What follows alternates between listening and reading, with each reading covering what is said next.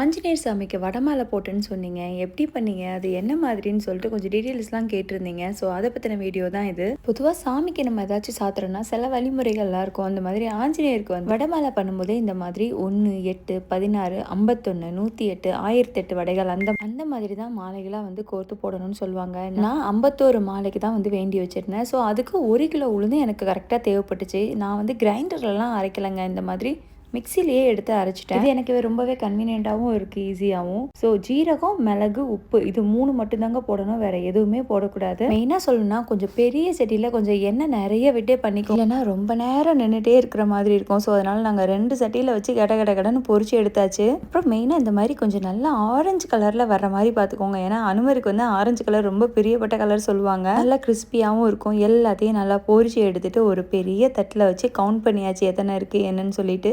கிட்டத்தட்ட 57, 58 வடைக்கு மேலேயே வந்துச்சு. பெருசாக போட்டால் இன்னும் நிறைய கூட வரும். எனக்கு வந்து கொஞ்சம் நல்லா பார்க்க பெருசாக இருந்தால் பிடிக்கும். அதனால கொஞ்சம் நல்லா பெரிய சைஸாகவே வடை கோர்க்கிறதுக்கும் ஈஸியாக இருக்குன்னு சொல்லிட்டு பண்ணிட்டேன். இந்த மாதிரி சில்க் த்ரெட் வந்து கிடைக்கும். சில்க் த்ரெட்னு சொல்ல முடியாது, சில்க் ரிப்பன் வந்து கிடைக்கும். அதுக்குள்ளே வந்து இப்படி நம்ம உள்ளே விட்டு அழகாக கோர்த்துட்டோன்னா சூப்பராக வந்து ரெடி ஆயிருங்க. நல்லா வெயிட்டும் தாங்கும். ஸோ எல்லா வடையும் இந்த மாதிரி ஒன்று ஒன்றா கோர்த்து அழகாக பண்ணி முடிக்கும் போது வரும் பாருங்க ஒரு ஹாப்பினஸ். 10 ரியால் கொடுத்து கடையில் வாங்கிடலாங்க. ஆனால் நம்ம கையால் கடவுளுக்கு படைக்கும் போது அது வந்து இன்னுமே ரொம்ப நல்லா. இந்த வீடியோ உங்கள் எல்லாருக்கும் பிடிச்சிருக்குன்னு நினைக்கிறேன். Thank you so much. பை.